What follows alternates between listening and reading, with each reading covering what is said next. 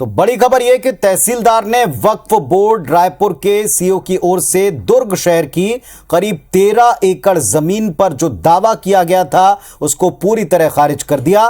तहसीलदार ने वक्फ बोर्ड के सभी 7 आवेदनों को खारिज किया है।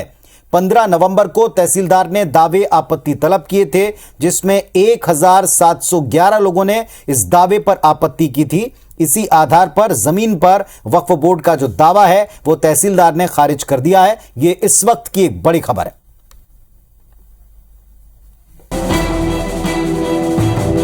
रायपुर वक्फ बोर्ड को दुर्ग तहसीलदार कोर्ट ने बड़ा झटका दिया है। दरअसल वक्फ बोर्ड ने दुर्ग शहर की करीब 13 एकड़ जमीन पर अपना दावा ठोका था, जिसे लेकर दुर्ग तहसीलदार ने 15 नवंबर को दावा आपत्तियां मंगाई थी। इसमें एक आवेदन की कुल 5 एकड़ जमीन पर आपत्ति आई थी। इस मामले में आवेदक वक्फ बोर्ड जहां गैर हाजिर रहा, तो वहीं 1711 लोगों ने आपत्ति दर्ज कराई थी। इसी को आधार बनाकर तहसीलदार ने वक्फ बोर्ड के सारे दावों को खारिज कर दिया। वक्फ बोर्ड ने तहसील न्यायालय दुर्ग में, चूँकि दुर्ग पटवारी हल्का नंबर 24 में उनके लगभग 4 खसरे हैं, जिसमें लगभग 5 एकड़ की भूमि है, जिसका उन्होंने नामांतरण के लिए आवेदन प्रस्तुत किया था। रायपुर वक्फ बोर्ड ने दुर्ग शहर के अलग अलग स्थानों के लिए 7 आवेदन दिए थे। एक आवेदन पर खसरा नंबर 21/2, 21/3, 29/2, 146/4, 109 की जमीन पर अपना दावा किया था, जो नयापारा, पंचशील नगर, प्रेस कॉम्प्लेक्स, मोतीपारा समेत दूसरे प्लॉट हैं। वक्फ बोर्ड ने इन जमीनों को अपनी पंजी में दर्ज होने की बात कहते हुए आधिपत्य के लिए आवेदन लगाया था, जिस पर राजस्व कोर्ट दुर्ग ने 21 अक्टूबर को इश्तिहार जारी कर दावा आपत्ति के लिए 15 नवंबर की तारीख तय की थी। 1711 लोगों की आपत्ति के आधार पर तहसीलदार कोर्ट ने वक्फ बोर्ड के दावे को खारिज कर दिया और 15 तारीख को ही लगभग 1711 आपत्तियां प्रस्तुत हुई, जिसका त्वरित निराकरण करते हुए तहसीलदार ने प्रकरण को न्यायालयिक प्रक्रिया के माध्यम से उन्होंने खारिज किया है।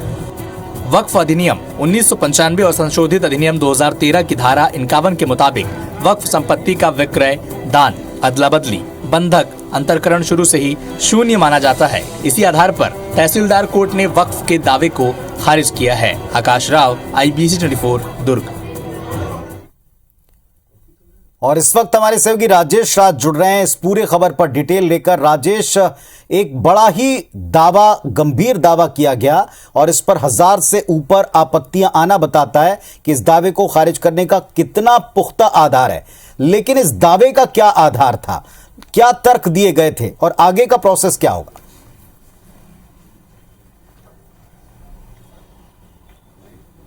जी बिल्कुल पुनीत, हम अभी दुर्ग के उसी जिले, उसी जगह पे मौजूद हैं जहां पे ये विवाद शुरू हुआ। और पहले तो वो तस्वीर आपको दिखा दे कि विवाद क्यों हो रहा है और क्यों इतनी आपत्तियां आई।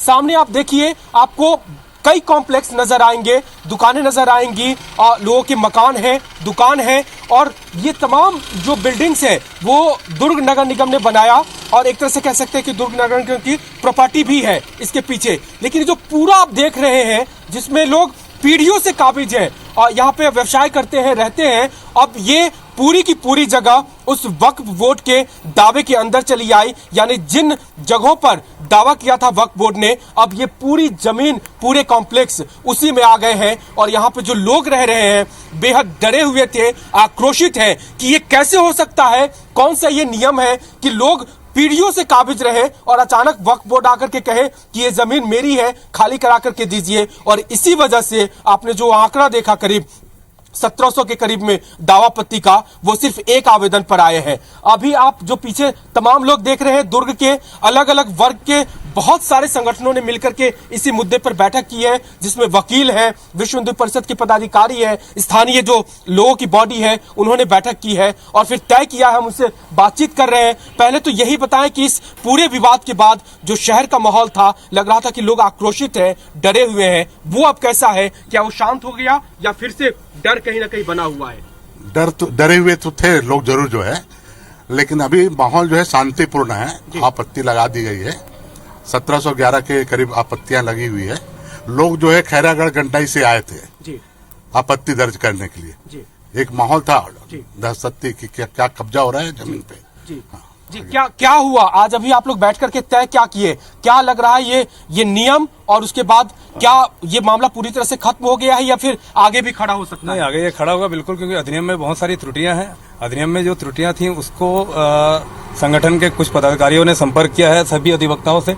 अधिवक्ताओं ने उनको विधिक जानकारी दी है कि कहाँ अधिनियम में त्रुटियां हैं जो कि किसी भी एक समाज के हित में नहीं है। तो वो त्रुटियों को लेके अब आगे क्या किया जाता है वो संगठन के पदाधिकारी तय करेंगे। बाकी ये रहा है जो शहर में माहौल है वो शांतिपूर्ण ढंग से इसलिए हुआ है क्योंकि शहर में किसी ने भी मामला विश्व हिंदू परिषद ने हो या बजरंग दल के हो या बीजेपी के किसी अन्य कार्यकर्ताओं ने किसी ने भी मामले को शांतिपूर्ण ढंग से ही निपटाया है। जो विधिक तरीके से आपत्ति दर्ज की जाती है, दावा आया है तो उस पर आपत्ति भी विधिक तरीके से दर्ज की गई है। अभी भी बात करते हैं क्या लग रहा है? एक तो ये तो सभी लोग जानते हैं कि उस नियम में बड़े त्रुटिपूर्ण है, वो बना किस परिस्थिति में बना वो चर्चा का अलग मुद्दा होगा, लेकिन उसके चलते लोगों को कितनी परेशानी हो रही है जब ये नोटिस आया, इश्तिहार छपे, कैसा रिएक्शन था लोगों के मन में, क्या डर था? सभी 21 तारीख को एक पत्रिका में एक आलेख छपता है, एक इश्तिहार छपता है और इश्तिहार को देखने के बाद जिन जिन की जमीन का खसरा नंबर उस इश्तिहार में था बहुत ही मानसिक रूप से विचलित हो गए सभी लोग कि इस तरीके से हम बरसों से काबिज है जिस जमीन पर हमारे पूर्वज जिस पर रहे हैं वो जमीन आज वक्फ बोर्ड के पास चली गई है। और वक्फ के नियम को जब जानकारी उनको हुई कि वो आपत्ति भी नहीं कर सकते, अगर उनके पास चले गई आपत्ति भी एक विशेष फोरम में होगा, तो ऐसा दोहरा कानून जो देश के जो हमारे लोकतंत्र में होना चाहिए कि समान अधिकार की बात करते हैं, जो हमारे मौलिक अधिकार का हनन है। भू राजस्व संहिता में जिस तरीके से नियम है कि किसी व्यक्ति के नाम में जमीन है वो उसी के नाम पे रहेगी, जो भारत देश का कानून उन्हें अधिकार देता है, ये सरासर कानून का माने हमें जो मौलिक अधिकार मिले उसका हनन है। क्या अधिकारियों का रिस्पांस था जब आप वहां पे गए जवाब देने? तो कोई आपकी सुन रहा था कि वही नियम ही बताया जा रहा है? पहले शुरू में तो अधिकारी थे ही नहीं। उस दिन उनका ये कहना है कि टीएल की बैठक है जो भी है, जब फिर सांसद जी का और जो जनता का जो वहाँ पे आक्रोश वहाँ पे हुआ, जनता जब इतनी भीड़ में खड़ी थी, तो उसके बाद 2-2:30 बजे के बाद वहाँ पे तहसीलदार नायब तहसीलदार जी आई। उसके बाद हमारे प्रकरण को उन्होंने सुना भी और सभी से आवेदन लिया जी। और हमने उनसे पूछा भी कि अगर किसी व्यक्ति की प्रॉपर्टी इस तरीके से ली गई है तो उनका कहना है कि भू राजस्व संहिता में तो ऐसा कोई नियम नहीं है कि अचानक ले ले जी। अभी आप लोगों ने कुछ तय किया, बात हो रही थी कि राज्यपाल से भी मिलेंगे आप लोग, राष्ट्रपति को भी पत्र लिखेंगे इसके खिलाफ में? जी, हम जाएंगे इस पत्र को लेके सकल हिंदू समाज और बजरंग दल के साथ में राज्यपाल जी से मिलेंगे। और ऐसे काला कानून, जिस कानून के रहने से ऐसा लगता है कि आम जनता और आम जनमानस में पीड़ा हो रही है, इसके लिए हम राज्यपाल से मिलेंगे। पुनीत, एक केस में मिलवा देता हूं एक व्यक्ति से जो आपको ये बताएगा कि कितना दुर्भाग्यपूर्ण ये कानून है और कैसे लोग मानसिक तौर पे पूरा विचलित होने की स्थिति में चले गए हैं। आप सामने हैं, बताइए कि ये कब का आपका रिकॉर्ड है, कब से रह रहे हैं और आप भी कैसे डर गए थे जब ये नोटिस आया? ये 19/5/1912 का रिकॉर्ड है, भोसले शासन के जमाने का रिकॉर्ड है ये। उसका अंग्रेज जमाने का भी ये रिकॉर्ड है और ये बकायदा हमारे पास रजिस्टर्ड पेपर है उस जमाने का रजिस्टर्ड पेपर है। दिखा दीजिए। तो ये देखिए पुनीत, 2 रुपया के स्टाम्प पेपर पे ये रजिस्ट्री है और ये 1912 की है। 1927 और 12 के बीच की ये जमीन का रिकॉर्ड बता रहा है और तब की बात है जब वक्फ बोर्ड बना भी नहीं था। 1954 में वक्फ बोर्ड बना है और उसके बाद ये नियम। जी, फिर क्या हुआ बताएं? फिर हम सभी आक्रोशित हुए और हम डर गए थे और डर जाके हम लोग जाके हम आपत्ति दर्ज कराई तहसीलदार के। हमने पूरी लिखित में आपत्ति दर्ज की और ये दस्तावेज के साथ हमने पूरी आपत्ति दर्ज की है कि इस प्रकार के गलत है और ये नहीं हो सकता। नहीं, आपके भी पास पेपर है, ये बताएं कि आप भी इसी जद में आ गए और क्या हुआ फिर आपके साथ जब ये इश्तिहार हुआ था? तो सर, जैसे ये 21 तारीख को इश्तिहार छपा, इश्तिहार देख के सबसे पहले तो मैं विचलित हो गया कि ऐसा कैसा हो सकता है।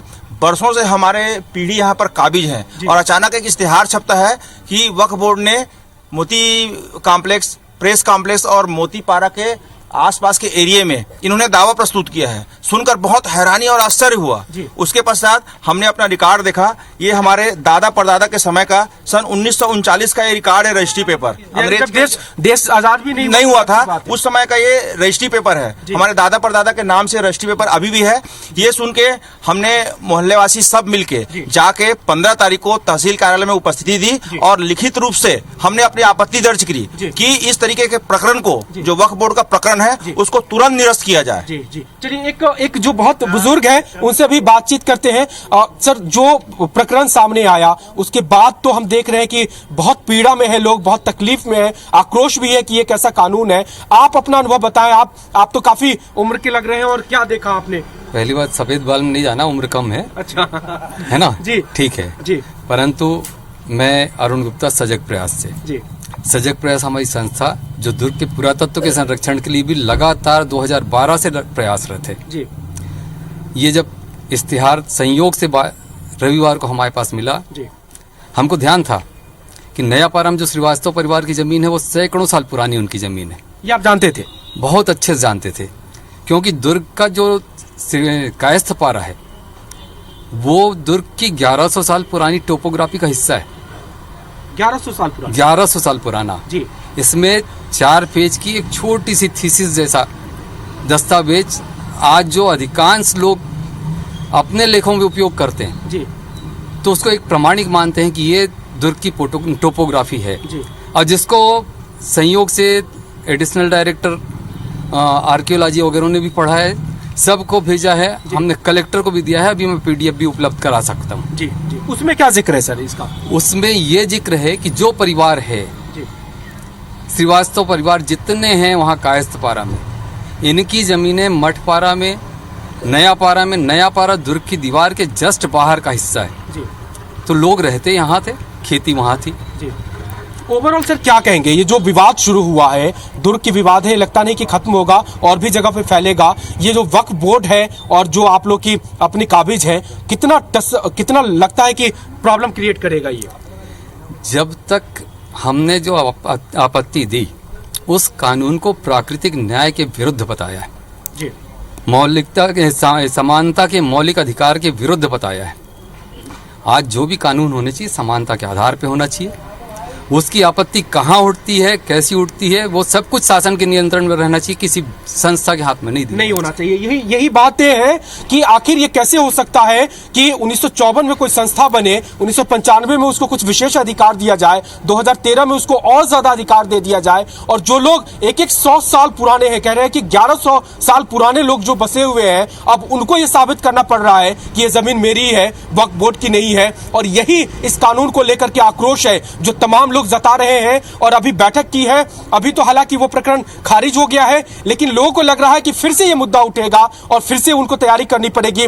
राज्यपाल के पास जाएंगे, राष्ट्रपति को पत्र लिखेंगे, और फिर लड़ने की तैयारी में भी है कि अगर कानूनी लड़ाई लड़ी जाती है तो उसके लिए भी तैयार है। लेकिन ओवरऑल इस एक प्रकरण ने पूरे शहर को हिला करके रख दिया है और लोग बेहद डरे हैं, आक्रोशित हैं, और अब देखते हैं कि आगे क्या होगा। लेकिन फिलहाल के लिए तो राजेश एक सवाल यहां से उठता है कि ये अपने पक्ष में सारे दस्तावेज लेकर खड़े हैं, दिखा रहे हैं, इसमें सालों पुराने सैकड़ों वर्षों के रिकॉर्ड्स का उल्लेख है।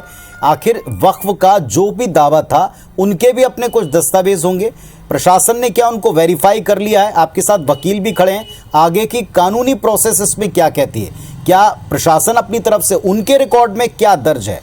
क्या उनके पास में कोई पुख्ता अपने दावे के हक में कोई दस्तावेज हैं? क्या उससे प्रशासन पूरी तरह से कन्विंस है, सहमत है?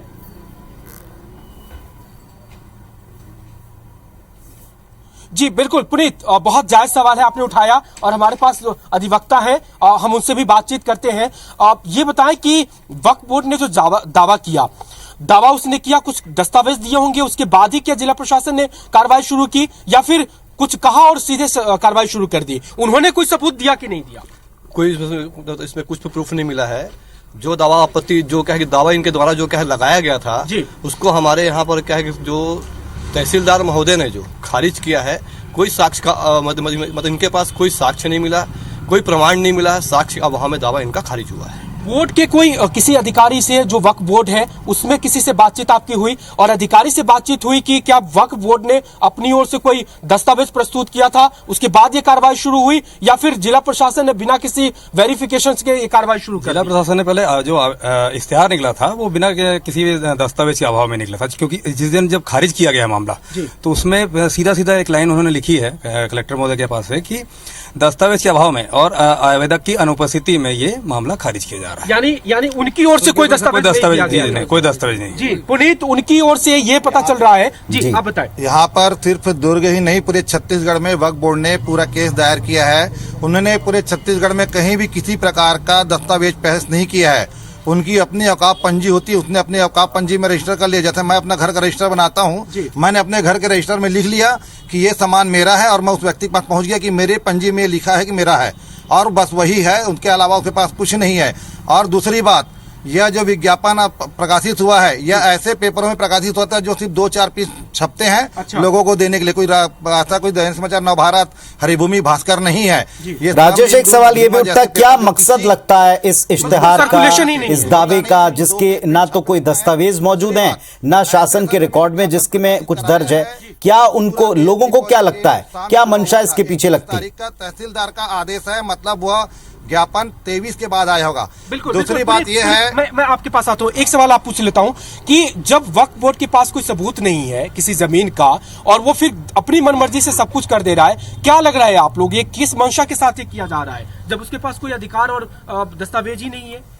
हम लोग ये सब देख रहे हैं कि जब से हमारे छत्तीसगढ़ में कांग्रेस का शासन आया है, तब से ये विवाद बढ़ता जा रहा है। और वक्फ बोर्ड, जैसे अभी आपको सभी ने बताया कि जैसे भाई ने बताया कि दस्तावेज हमारा है, उसमें में लिखा हुआ है, तो जाके सामने वाले को बोला ये हमारा है, तो इस आधार पे ऐसे कई जगह पे छत्तीसगढ़ पे उन्होंने दावा किया है। उस दावे के विरोध में सकल छत्तीसगढ़ समाज, हिंदू समाज और सर्वधर्म के लोग, इसके विरोध में हम लोग सब आए हैं। दूसरी बात इसमें एक और आपको मैं एक मिनट इधर से जवाब ले लेता हूं। सर, तो आपसे पूछना चाहूंगा कि ये जब पूरा विवाद हो रहा है, साफ लग रहा है कि वक्फ बोर्ड अपने जो मिले अधिकार का दुरुपयोग कर रहा है। अगर उसके पास कोई दस्तावेज होता जिसमें उसका जिक्र होता तो भी एक बार समझ में आता। बिना दस्तावेज के, बिना किसी प्रमाण के बरसों से काबिज लोगों को प्रताड़ना देना एक बात, और दूसरा